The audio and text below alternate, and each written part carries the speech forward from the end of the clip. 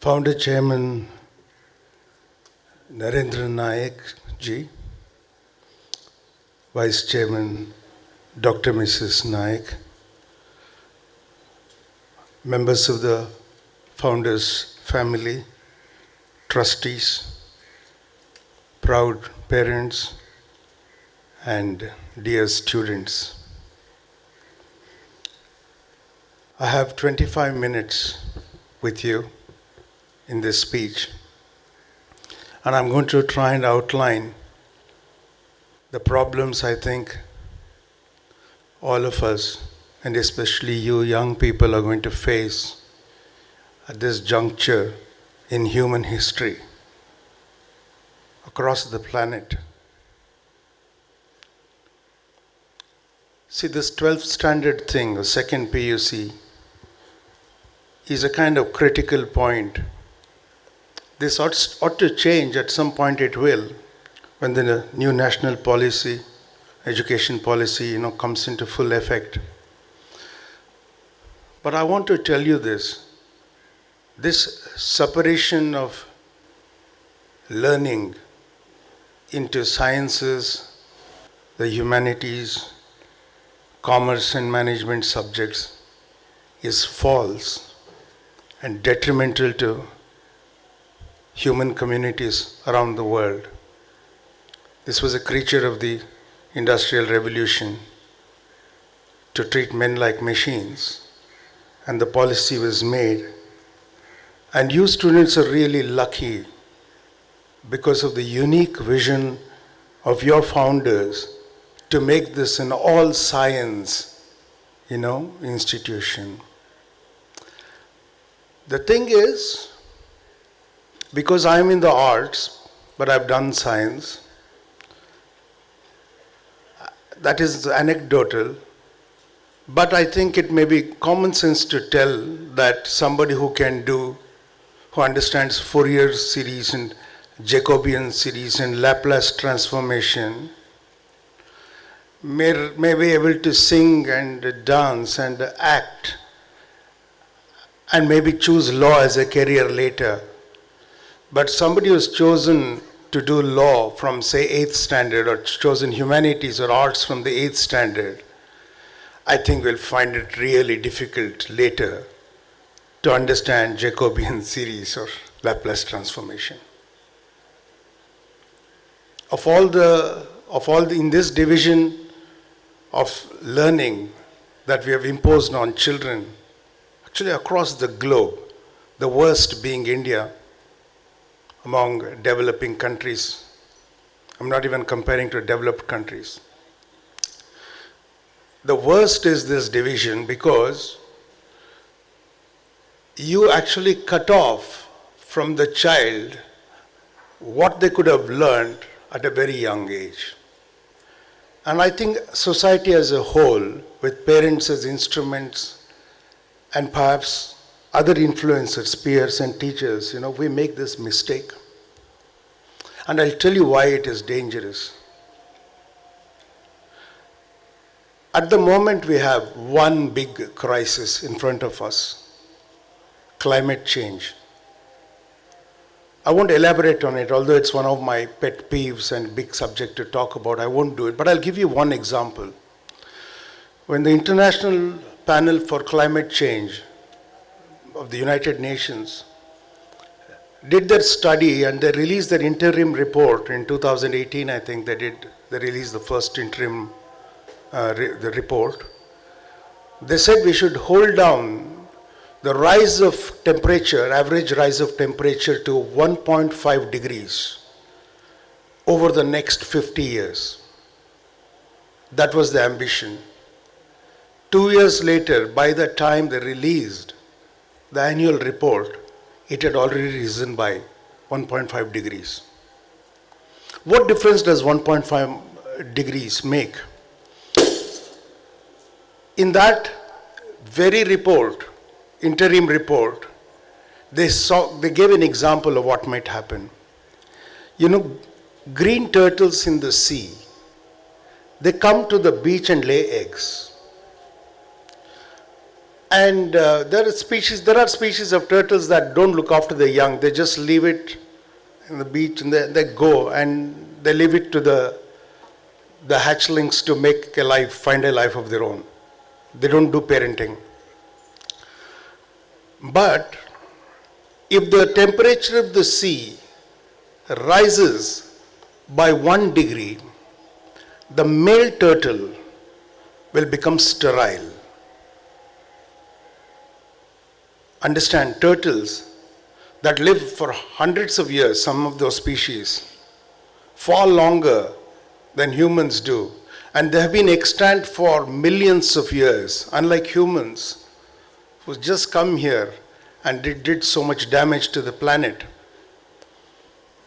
If the male turtle becomes sterile, that means that's the end of the species. It's going to become extinct soon. So we humans who are so fragile, so insecure with good reason, who are in no way as sturdy, casually and naturally, the animals never exercise. As animals, what will be our fate with climate change? That is something to worry about, but I won't speak about that because that's not my subject for the day. But I want you to remember that you're going to face the brunt of it for the mistakes that the past few generations have made. My generation, my parents' generation, and maybe a couple of generations before. ಒಂದು 4-5 ತಲೆಮಾರಲ್ಲಿ ಜಗತ್ತಲ್ಲಿ ಭೂಮಿಯನ್ನು ಹಾಳು ಮಾಡಿಬಿಟ್ಟಿದ್ದೀವಿ.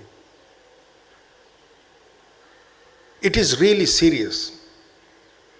And you will face the brunt of it. Because you young people who will be here with great advances in medical science, maybe all of you will live, I wish you will, to 100 years or more. You will have to face all this. So I'm going to talk about what you can do to face it. Firstly, let's look at your core idea. See, there is this thing about Shrama that is there in your prayer. With wealth, with education, with all other opportunities too, only Shrama will take you ahead. Only Shrama. So, if those of you are interested in the Bhagavad Gita, I'm not a religious person. I'll tell you why I'm not a religious person. Actually, I should get that out of the way. See, whatever faith anybody has is their business. We can argue who created the sun without any proof. If there is proof, it is science. When you don't have proof, you need faith. So faith means you don't know who created the sun. Nevertheless, the sun is there. The Nasadiya Sukta says, who created creation? Then who created the creator? We don't know the answers. So Nasadiya means Sat exist, Asat non-existent, Na Asat, not the non-existent. We will talk about what exists. The sun is there, no matter who created it. And whichever God created it, the sun is there.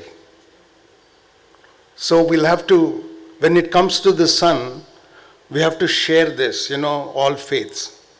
But I'll tell you something else that is more profound to me. The sun shines on all of us, that's quite clear. But you see the breath that you are leaving out, each one of us, and the breath we're taking in comes from this samuha. Everybody's expiration is somebody's inspiration. And the earth that I'm standing on is the earth that all of us share. And wherever on earth you stand, that is the center of the earth. You know this from your science. Wherever you're standing on earth at the moment is the center of the earth. And my sweat will rise as moisture, go somewhere and come as pure water to drink. All the 5 elements we share. And if we are not careful, we're going to fight over the 5 elements. And we'll do a false fight by fighting over our religions. Because religion will not secure anything in this. It's your karma that can actually mitigate this damage in your future. Maybe reverse it with your genius. For that you must have a sense of duty. And what is that duty? First, I'm going to look at the idea of hard work. What is hard work? We used to get imposition. If I'm talking in class, say 1,000 times, I will not talk in class henceforth. Is that hard work? Hardly work. What does it mean? Completely meaningless it is. So when you do something, it must have meaning. It must have artha. Actually, that is the meaning of the Purusharthas. It's not a religious meaning. It's a practical meaning. Whatever you do must have meaning. It must satisfy 4 meanings. It must satisfy Dharma. What is Dharma? In theatre, it's easy for us to say. Dharma always comes with the idea of conflict. In the Greek theatre, Aristotle calls it themes. What are the themes? Man versus the unknown, God, planets. In Superman movie, you can go and fix it and change the rotation of the earth, but you can't do it in real life. You can't go and fix that. So whatever contract you have with the divine is up to you. We cannot prove it, and there is no proof that you can go and change it. Somebody may say there is proof, but in science how difficult proof is, okay? You can't do. So I'm going to leave that, because if it's controversial, let's leave that. We look at the other 4 themes. Man means woman as well. Man versus nature. You have a contract with nature. Fire is good. Fire is also bad. Water is good. Water can also be very bad. Ativrushti, anavrushti, tsunami, drinking water. Fire is good. Cooking. It can burn your homes. The ground is good. It can give fruit, grain, trees. But it can also, the bhumi can also split, with an earthquake. It can become parched.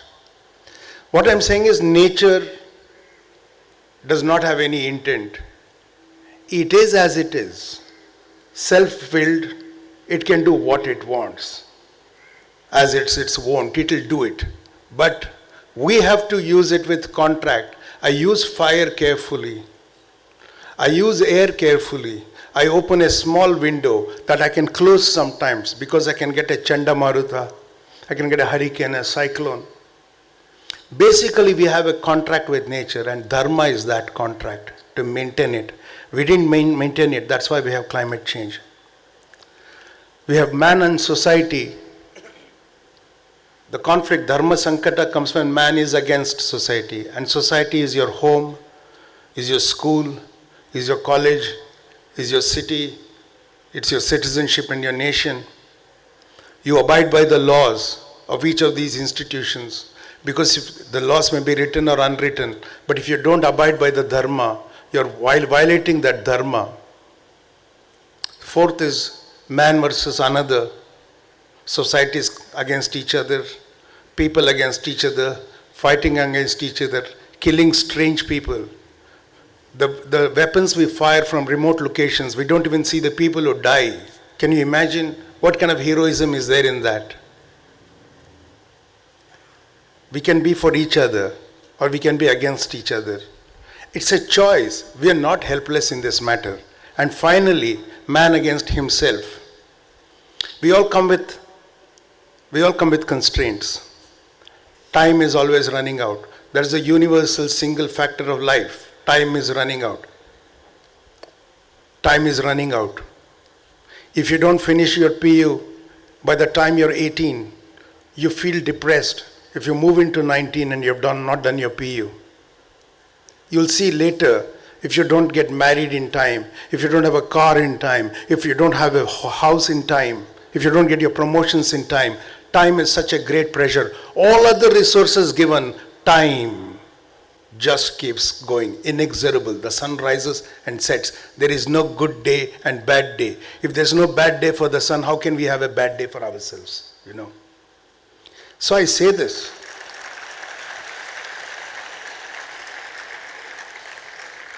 Thank you for acknowledging that. So I'm saying this is the Dharma contract we have. Dharmartha. Kamartha is that you should not work like government servants work. I have to come to the office at 10, I'll come at maybe 10:18, till then there is tolerance. 10:30 maybe also there is tolerance. I'll sit, I'll go for coffee 17 times. I'll do that all my life and I'll retire. I'll get promoted in the meantime. God knows why, but I'll get promoted.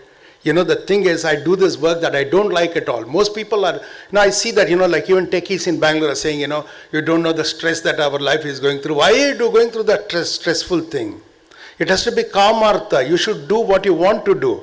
It's not easy to do, but you should strive to do what you like to do first. Yeah? So that basically kamartha is that. You must choose a career that you want to do. 3. It should be arthartha. You should not just say, I will not talk in class anymore 1,000 times. It's not hard work. It is stupidity. It's an imposition on you. You should not willingly accept it. You should hope that you never have to do it again in your life if you've done it once. What you do must have meaning. It may not have sometimes. Meaning, when I try to achieve something, I may fail. In science, failure is not failure. Failure is also learning. I made a conjecture, I derived a hypothesis, I tried it, it didn't work. So I won't try it again, I've learned now. In science, there is no failure. In business, there is failure. In science, there is no failure. So you strive to find something. If you want to build a building, you build. There's a myth of Sisyphus, the thing is, Albert Camus writes, and a rich man makes a slave roll a big rock. When the bandana betta hattaskondogbeku. He brings it to the top, and the rich man then kicks that boulder, and it rolls down. So there is no meaning to this man's work. That's what he's saying. It's such a tragic idea. Actually, we have an Indian equivalent of that story, but see how Western philosophy and we think. I think it's a Kerala folk tale where a boy rolls a rock uphill. He takes it right to the top with great effort. He takes it to the top and he pushes and he jumps up and down as it rolls in sheer joy. It's the way you look at life. How you derive meaning is left to you. But the thing is, you should try to do something that is meaningful at the end. That's a tangible result. Money, or some construction, a successful play, composition of a song that people can hear, a beautiful painting, whatever. Then there is the idea of moksha. Not the time to talk about it for you now, but but there is that. I say this idea of dharma because I'll come to the core subject that I want to speak about. See, there is this great problem that we as parents and society on the whole imposes on us. What is the scope in science? In science, what is the scope in computer science? In big data, in artificial intelligence? What is the scope in that? Actually, that's a false question. Think about it. What is the scope in you? What can you do? It's not what subject you do. What can you achieve? You come with a set of possibilities. And you should fulfill your life by exploring each one of those possibilities. But see, we make this mistake. I'll admit a child because the child does well. The child is intelligent. You commit the child to a life sentence because once you enter a career, typically for 40 years till you retire, or 50 years if you're a child, it's a life sentence. Jivavadi shiksha. Vansati ellar ಸೇರಿಸ್ಬಿಟ್ರೆ. You should be free to choose, and you will discover yourself and what your capabilities are. As you try, you will learn. Randy Pauss, there's a thing I want you to study. Google last lecture by Randy Pauss. It's available on YouTube. Listen to his lecture. He's a great computer scientist. And Randy Pauss said, I'm going to run out of time in 10 minutes, so I'll finish. In 7 minutes, I think. Randy Pauss said, everybody is given a hand. Do you know what it means? When you play cards, you throw the cards around the table. and people pick, and what they have is their hand. Everybody is given a hand. You have to play the hand you have. You can play victim. Do you think anybody cares? We have a game of competitive victimhood going on in the world. Everybody is saying how sad their life is. Everybody is dealt a hand. You have to play it. That's what he says. And I'm saying you have to play it with Dharma. You have to play it with Kama, which means passion. You have to play it with Artha. You have to think how meaningful it is to do this. If you don't do that, you will outsource goodness to somebody else. Somebody will fix climate change. Somebody will make this country better. The teacher should be good. The judge should be good. The politician should be good. I will do whatever I like. Is that a good idea? There's one more thing I'm asking you. Like I said about scope. When we tell our children, you should do what is good for you, are we saying the right thing? If somebody tells you to be successful, what is the meaning of success? The thing is, if you do something that is good for your community, then you're doing good. Your community means your home, your street, your town, your country, and then Vishwa Manava. We'll have to start in concentric circles. Start here and grow it. The crystal is clear, but it can get very blurry when you keep looking at it and see only your face in it. The crystal is not a mirror. See, I say this because I'll come to the great challenge in front of you and I'll finish in 5 minutes. There are 16 to 18 great transformative changes that has come upon us at the same time. We can call this the perfect storm. How many of you have tried ChatGPT? Raise your hands. I think it seems like boys are more honest than the girls here. See, correct, thank you. See, I wish parents see this. It's alarming. I'm asking you, those of you who have done your PhD, like Dr. Mrs. Naik here, if you work for 6 or 8 years to write your PhD and submit it to your mentor, professor, guide, whoever, how can the guide tell whether you got it from ChatGPT or whatever version you'll get every 3 months, a new version is coming, which can write it in 3 seconds. Actually, it takes time to print it, but it is thought through the 80 pages in 3 seconds. How will you be able to tell? Which professor will tell? You will ask questions, I'll read only those 80 pages and come, I'm completely prepared. How can you tell? It can write ragas. I've asked it to write a film story. It can write it in 3 seconds, fade in, and it starts to type. 3 seconds. It can write songs. It can assign notes to instruments. It may not be able to crack the raga system immediately, but it's big data, it's mathematics, billions of iterations. It'll learn. Generative AI will learn, it'll be able to do it. At NIT Surathkal, I went to give a lecture and I asked the students who were driving me around, when you get assignments, what do? He says, we give it to ChatGPT. What about programs? He said it writes programs also. Any program, it'll write. I'm saying, how will you judge in the system of examination we have, where you ask a question and an answer is given, how will you judge which is better? Okay, leave that for the moment. There are other transformative changes coming. High internet speeds, 6G connectivity, software 2, Web 3, Industry 4.2, nanoparticles, digital twins, which means we can make a mathematical twin of a person or a system, and we can actually input stuff into the mathematical model and see what happens and try it on the physical model and calibrate. Once we have a match, What you do here, exactly what happens there, then you assign the idea to the robot and a machine will actually run it. So some companies are appointing robots as CEOs.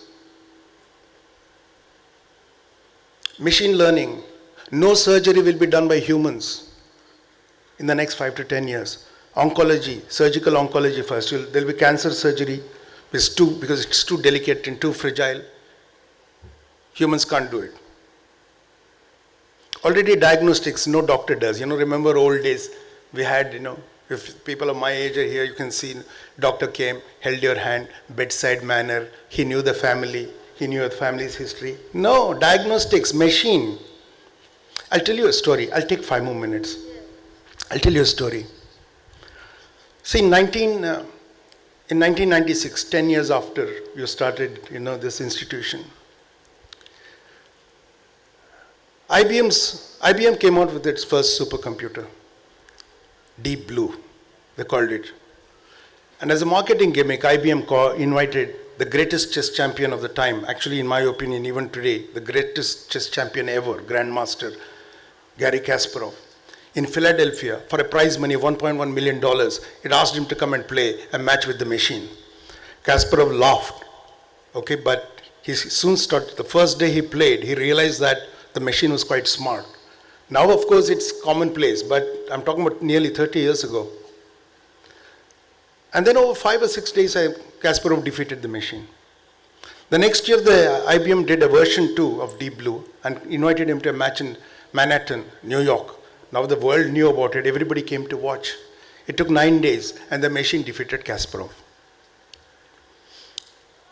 Time magazine wrote an essay at that time, I remember reading it. It says, quantity has become quality. The machine was not smart because IBM explained later in version 2, they said we learned from what happened with version 1 in that match and we made adjustments to this machine.